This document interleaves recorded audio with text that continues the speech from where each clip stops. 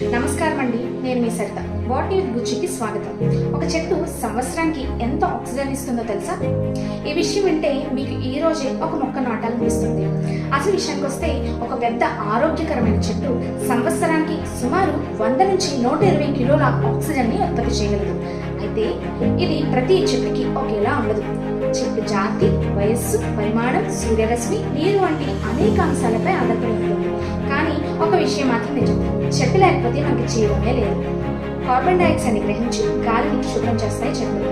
ఉష్ణోగ్రతను తగ్గిస్తాయి, పక్షులకు ఆశ్రయాన్ని ఇస్తాయి. మనకు జన్మనిచ్చింది అమ్మ అయితే మనకు ఊపిరినిచ్చేది చెట్లు.